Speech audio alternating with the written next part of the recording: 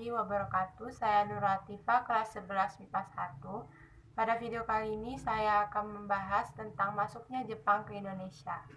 Berikut ini pembahasannya. Jepang pertama kali masuk ke Indonesia tahun 1942. Apa yang melatar belakangi Jepang masuk ke Indonesia dan bagaimana respon rakyat Indonesia terhadap masuknya Jepang? Kita akan bahas satu persatu di dalam video ini. Latar belakang masuknya Jepang ke Indonesia yang pertama yaitu adanya restorasi Meiji. Restorasi Meiji adalah serangkaian peristiwa yang berakhir pada pengembalian kekuasaan di Jepang kepada seorang kaisar. Restorasi Meiji berdampak besar pada industrialisasi di Jepang. Jepang bangkit sebagai kekuatan militer pada tahun 1905 dengan slogan "Negara Makmur, Militer Kuat". Setelah tumbuh menjadi kekuatan baru, Jepang melancarkan serangan ke berbagai negara di Asia Tenggara dengan tujuan menguasai sumber daya alam. Pada pertengahan tahun 1941, Amerika Serikat melancarkan embargo minyak bumi. Embargo adalah larangan untuk melakukan perdagangan dan perniagaan kepada suatu negara. Jadi, Amerika Serikat melarang melakukan perdagangan minyak bumi terhadap Jepang. Sedangkan Jepang sangat membutuhkan minyak bumi untuk industri dan keperluan perang. Akhirnya, pada tanggal 8 Desember 1941, Angkatan Perang Jepang melancarkan serangan pengeboman Pearl Harbor untuk menyerang Angkatan Laut Amerika Serikat di Pasifik. Jepang berhasil menghancurkan pertahanan militer Amerika Serikat. Serangan Jepang juga diarahkan ke Filipina dan kemudian ke Indonesia, dengan tujuan untuk mendapatkan cadangan logistik dan bahan industri, truk timah, dan aluminium. Sebab persediaan minyak di Indonesia diperkirakan dapat mencukupi kebutuhan Jepang selama Perang Pasifik. Pasca serangan Pearl Harbor pada Desember 1941, akhirnya pada Januari 1942, Jepang mendarat dan memasuki Indonesia melalui Ambon. Pada saat itu, pasukan Australia berusaha menghalangi, namun kekuatan Jepang tidak terkalahkan. Jepang kemudian berhasil menguasai seluruh kepulauan Maluku. Selanjutnya, Jepang juga menguasai Tarakan dan Balikpapan, Kalimantan Timur. Kemudian masuk ke Pontianak dan menguasai Pulau Sumatera.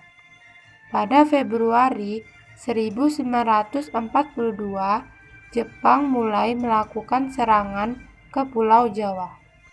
Setelah berhasil menguasai beberapa wilayah di Indonesia, Jepang kemudian ingin menguasai Jawa yang pada saat itu merupakan pusat pemerintahan Hindia Belanda.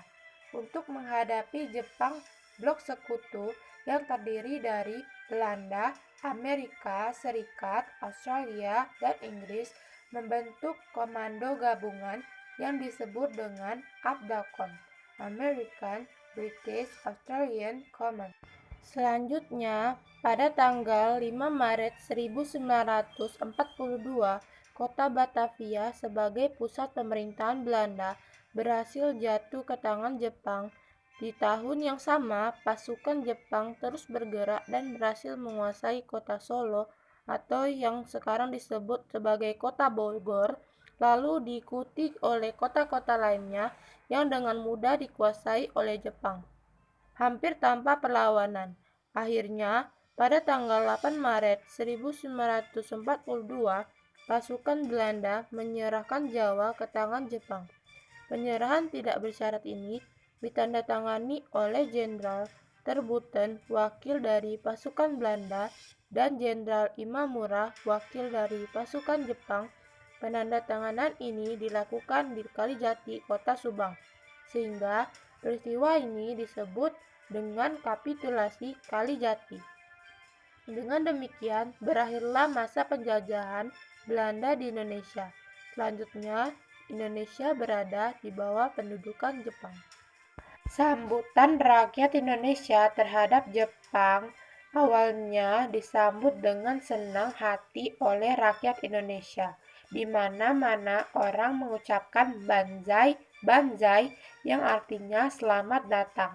Sementara itu, Jepang terus melakukan berbagai propaganda untuk menggerakkan dukungan rakyat Indonesia di doktrin bahwa kedatangan Jepang ke Indonesia adalah untuk membebaskan rakyat dari penjajahan serta dapat memajukan kesejahteraan. Salah satu bentuk propaganda yang dilakukan oleh Jepang adalah propaganda melalui siaran radio. Lagu Indonesia Raya diperdengarkan di samping lagu Kimi Gayo. Melalui siaran radio, juga Jepang melakukan propaganda mengenai produk-produk buatan Jepang bahwa produk mereka itu bagus dan murah, sehingga rakyat Indonesia dengan mudah membelinya. Selain itu, bendera merah putih juga boleh dikibarkan berdampingan dengan bendera Jepang. Propaganda juga dilakukan oleh Jepang melalui program Pan-Asia, di mana Jepang akan memajukan dan menyatukan seluruh rakyat Asia untuk meneguhkan propaganda Pan-Asia. Jepang juga membentuk gerakan 3A dengan semboyan Jepang Cahaya Asia, Jepang Pelindung Asia, dan Jepang Pemimpin Asia. Selain itu, Jepang juga membentuk kebijakan Romusa. Romusa adalah seputar nama pekerja Indonesia yang dipaksa kerja oleh orang Jepang. Rakyat Indonesia cukup menderita dengan kebijakan ini. Lantas, atas penderitaan tersebut, rakyat Indonesia tidak tinggal diam. Banyak upaya perlawanan yang dilakukan di berbagai daerah di Indonesia. Kemudian, pada bulan Juli 1944, Amerika berhasil mengambil alih pertahanan militer dari tentara Jepang.